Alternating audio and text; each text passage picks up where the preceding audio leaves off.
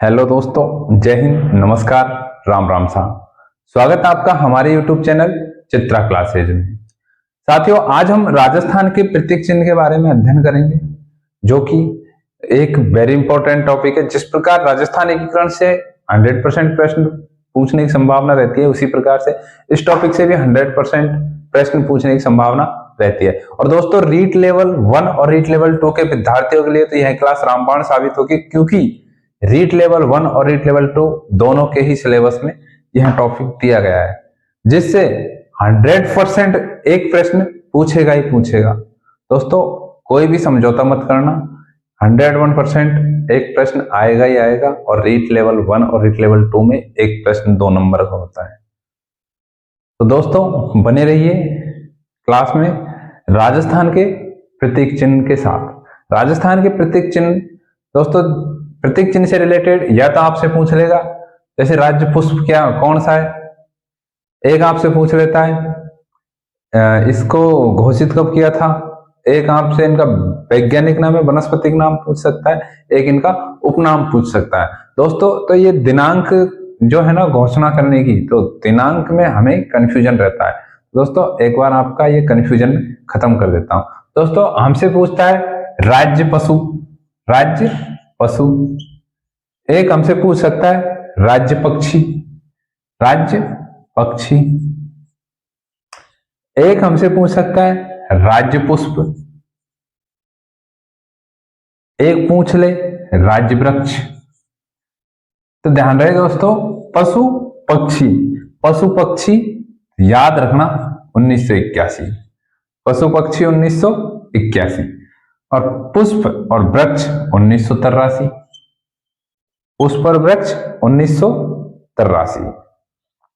दोस्तों, पशु पक्षी पूछे तो 1981 ध्यान रखना, और पुष्प और वृक्ष पूछे तो 1983 ध्यान रखना।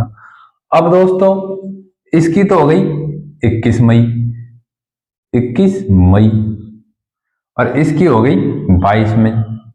अगर दिनांक पूछे भाई राज्य पक्षी कब घोषित किया था, 21 मई 1981, क्योंकि पक्षी कहता है कि मैं तो सबसे ऊपर उड़ता हूं, मैं तो सबसे ऊपर उड़ता हूं, यानी कि 21 मई। फिर पशु पक्षी से नीचे कौन आता है, पशु, तो 21 के नीचे 22, तो पशु कब घोषित किया था, 22 मई 1981। और इन दोनों को दोस्तों 31 अक्टूबर को घोषित किया था, 31 अक्टूबर। ये रहा आपका डेट का कंफ्यूजन क्लियर कर दिया। दोस्तों, अगर अब एग्जाम में कभी भी पूछे तो पशु पूछे तो 22 मई 1981, पक्षी पूछे तो 21 मई 1981, क्योंकि दोस्तों पक्षी कहता है मैं तो ऊपर ही ऊपर हूं, यानी कि 21 मई। फिर पक्षी के नीचे पशु 22 मई, और ये दोनों कहते हैं भाई हम तो जंगल में रहते हैं, जमीन में रहते हैं, तो ये दोनों आ गए 31 अक्टूबर 1983। तो आइए दोस्तों, अब हम राज्य वृक्ष खेजड़ी के बारे में अध्ययन करेंगे।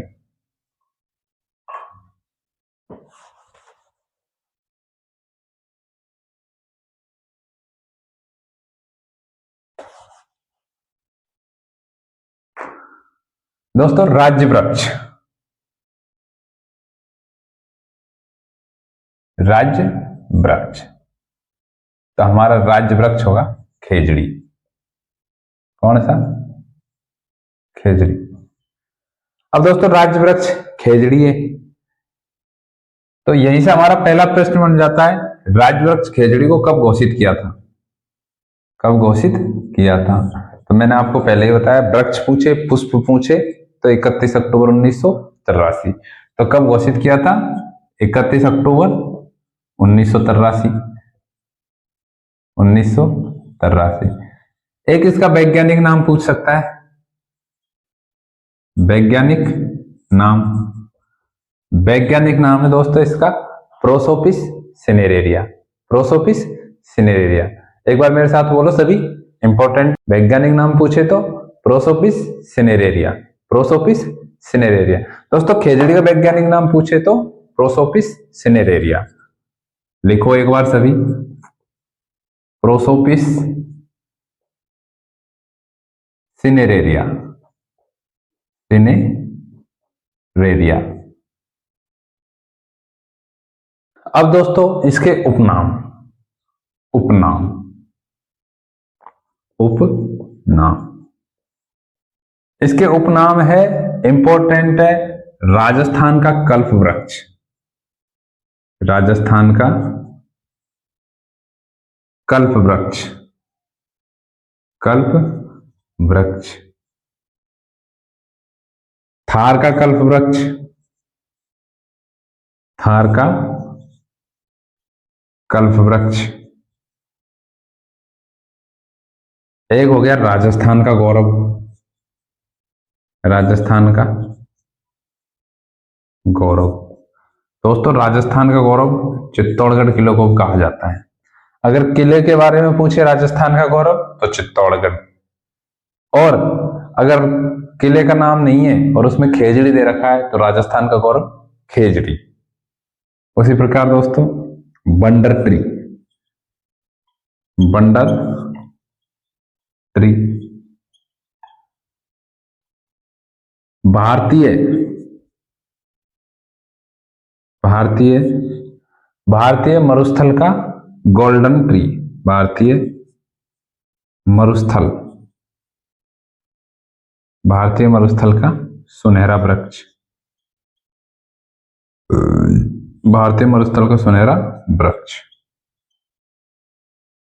दोस्तों भारतीय मरुस्थल का सुनहरा वृक्ष एक हो गया राजस्थान का कल्पतरु, राजस्थान का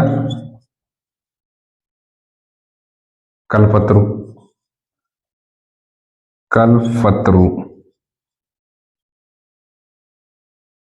राजस्थान का कल्पतरु। दोस्तों हमें उपनाम सभी याद होने चाहिए क्योंकि एग्जाम की दृष्टि से इंपॉर्टेंट है। एक बार सभी नोट कर लीजिए, नोट कर लीजिए सभी।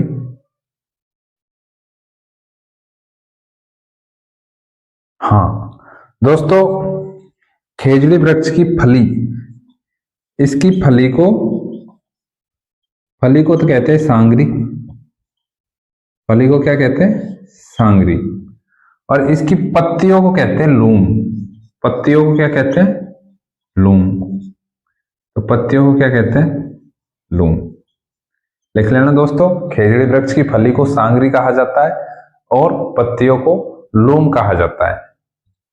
एग्जाम की दृष्टि से इंपॉर्टेंट है, पूछ ले आपसे कि खेजड़ी वृक्ष की फली को क्या कहा जाता है, तो सांगरी, और पत्तों को लूम कहा जाता है।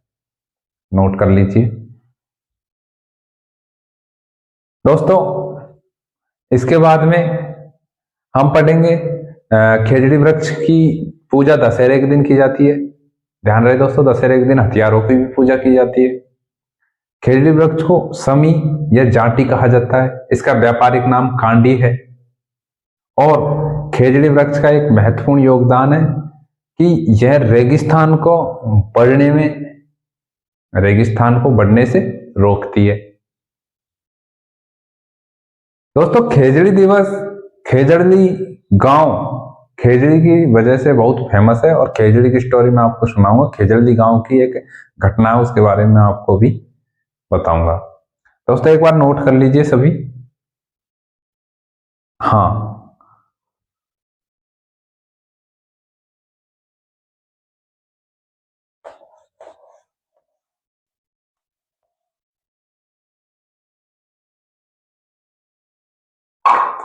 अब दोस्तों महत्वपूर्ण खेजड़ी वृक्ष की पूजा, खेजड़ी वृक्ष की पूजा विजयादशमी को होती है। कब होती है? विजयादशमी को। खेजड़ी वृक्ष की पूजा कब होती है? विजयादशमी को। और विजयादशमी कब आती है? आश्विन माह में। तो आश्विन माह की दशमी को विजयादशमी आती है। अगर विजयादशमी नहीं देना तो आश्विन माह की दशमी भी एग्जामिनर दे सकता है। तो ध्यान रहे आपको, विजयादशमी के साथ में आश्विन माह, इसका जो विजयादशमी आश्विन माह की दशमी को पड़ता है, दोनों याद होने चाहिए। दोस्तों खेजड़ी को समी या जाटी भी कहा जाता है, समी या जाटी भी कहा जाता है। दोस्तों इसका व्यापारिक नाम कांडी है। व्यापारिक नाम कांडी। खेजड़ी का व्यापारिक नाम क्या है? कांडी। खेजड़ी का व्यापारिक नाम क्या है? कांडी। व्यापारिक नाम कांडी। दोस्तों खेजड़ी रेगिस्तान को बढ़ने से रोकती है। तो खेजड़ी रेगिस्तान के प्रसार को रोकती है। रेगिस्तान के प्रसार को रोकती है। खेजड़ी रेगिस्तान के प्रसार को रोकती है।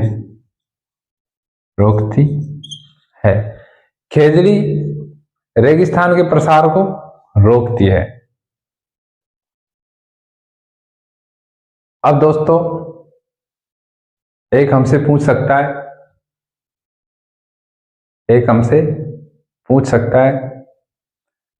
खेजड़ी सर्वाधिक कहां पाई जाती है? तो ध्यान रहे दोस्तों, खेजड़ी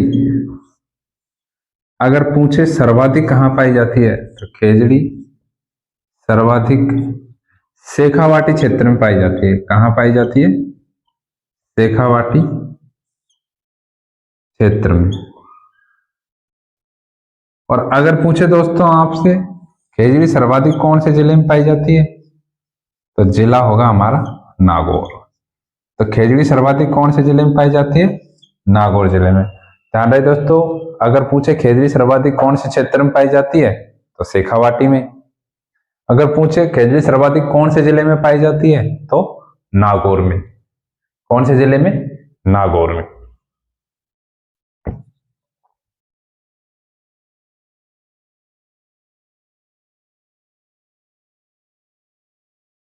दोस्तों ये रही खेजड़ी से संबंधित वेरी इंपॉर्टेंट जानकारी एग्जाम की दृष्टि से। हाँ, एक इसका धार्मिक ग्रंथों में नाम, एक इसको धार्मिक ग्रंथों में, वैदिक ग्रंथों में इसको क्या कहा गया था? इसको वैदिक ग्रंथों में कहा गया था समी। वैदिक ग्रंथों में इसको क्या कहा गया था? समी। एक इसको स्थानीय भाषा में, स्थानीय भाषा में इसको कहा गया है सिमलो। सिमलो। उसी प्रकार इसको पेय भी कहा गया है। एक इसका उपनाम हो जाएगा पेयमेय। पेयमेय क्या हो जाएगा? पेयमेय। नोट कर लीजिए दोस्तों सभी एक बार।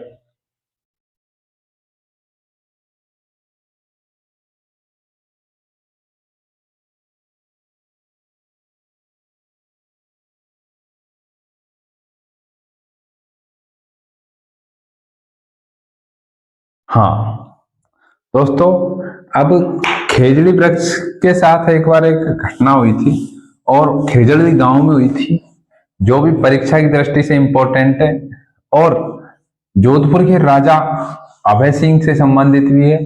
अभय सिंह के टाइम ये बहुत बड़ी घटना हुई थी और ये हम सबको पता होना चाहिए, क्योंकि एक बार हम मारवाड़ के राजवंश में भी अभय सिंह के बारे में पढ़ेंगे। तो दोस्तों हुआ क्या था, एक बार 12 सितंबर की बात थी। तो दोस्तों ध्यान रहे, एक खेजड़ी दिवस भी आपको याद होना चाहिए। खेजड़ी दिवस हर साल 12 सितंबर को मनाया जाता है। कब मनाया जाता है? 12 सितंबर को। दोस्तों खेजड़ी दिवस हर साल 12 सितंबर को मनाया जाता है। खेजड़ी दिवस पहली बार 1978 में मनाया गया था, तब से लगातार 12 सितंबर को खेजड़ी दिवस मनाया जाता है। दोस्तों खेजड़ी दिवस क्यों मनाया जाता है? क्योंकि एक बार की बात थी खेजड़ी घटना,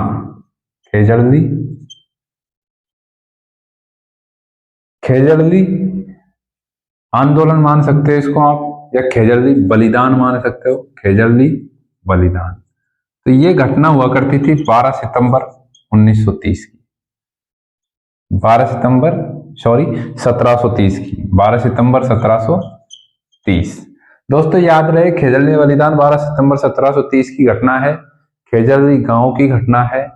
एक बार होता क्या है, जोधपुर के शासक अभय सिंह, जो कि जोधपुर दुर्ग में एक महल का निर्माण करवा रहे थे, और उन्हें उसका निर्माण करवाने में लकड़ियों की आवश्यकता थी, तो उन्होंने अपने मंत्री गिरधारी दास यानी कि गिरधर दास को कहा कि जाओ और लकड़ियां लेकर आओ। तो गिरधारी दास अपने सैनिकों के साथ गांव की तरफ निकल दिए। जोधपुर से 24 किलोमीटर दूर, जोधपुर से 24 किलोमीटर दूर उनकी नजर खेजड़ली गांव पर पड़ी थी। कहां पड़ी थी? खेजड़ली गांव पर। खेजड़ली गांव पर उनकी नजर पड़ी तो उन्होंने अपने सैनिकों से कहा कि खेजड़ली गांव में बहुत सारे खेजड़ी के वृक्ष है और हमें यहां से लकड़ियां भी एक साथ अधिक मिल जाएगी। यह सुनकर एक सैनिक ने कहा, मंत्री जी, खेजड़ली गांव बिश्नोइयों का गांव है, जो कि पशु प्रेमी होते हैं, वन प्रेमी होते हैं, वृक्ष प्रेमी होते हैं, ये हमें वृक्ष नहीं काटने देंगे।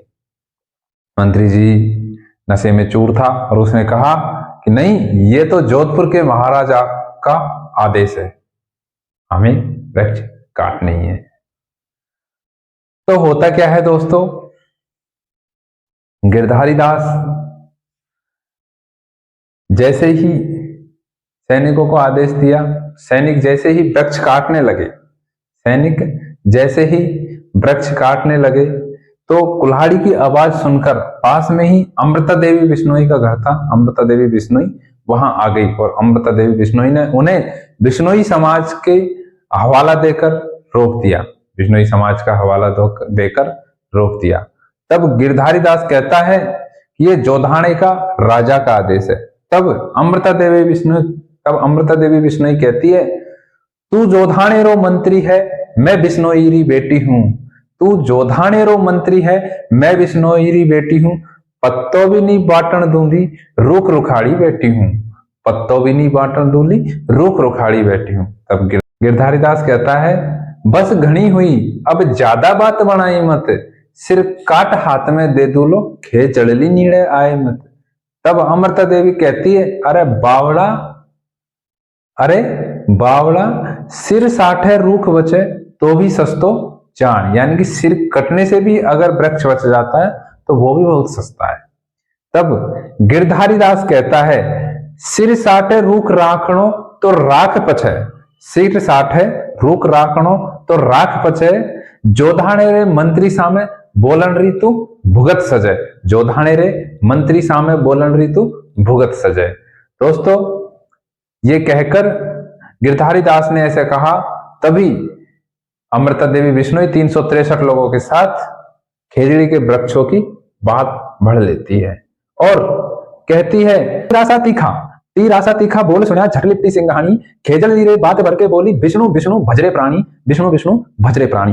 दोस्तों अमृता देवी बिश्नोई ने जैसे ही 363 लोगों के साथ खेजड़ी की बात बोली और जोधपुर के महाराजा अभय सिंह के मंत्री गिरधारी सिंह के सैनिकों ने खेजड़ी के वृक्ष के साथ उन्हें ही काट डाला।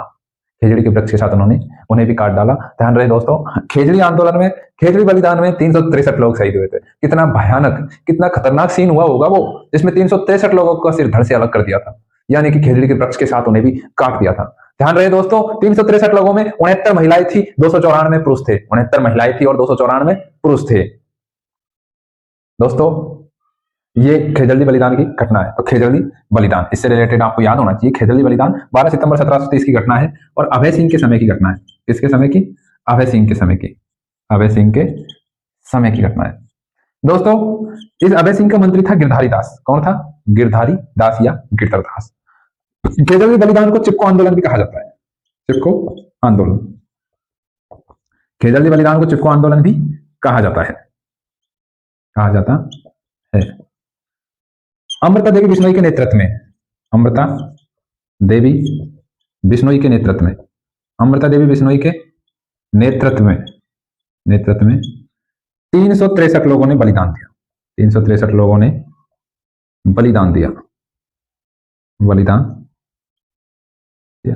दोस्तों 363 लोगों में 294 पुरुष और 69 महिलाएं थी। 69 महिला। दोस्तों 294 पुरुष और 69 महिला। ध्यान रहे कितना खतरनाक सीन हुआ होगा। और अमृता देवी बिश्नोई कितनी बहादुर लेडी होगी। उसने कहा तू जोधानेरो मंत्री है, मैं बिश्नोई री बेटी हूं, पत्तो भी नहीं काटन दूली, रुख रुखाड़ी बेटी हूं। गिरधारी दास कहता है बस घनी हुई, अब ज्यादा बात बनाई मत, सिर्फ काट हाथ में दे दूलो, खेत जल्दी निर्णय आई मत।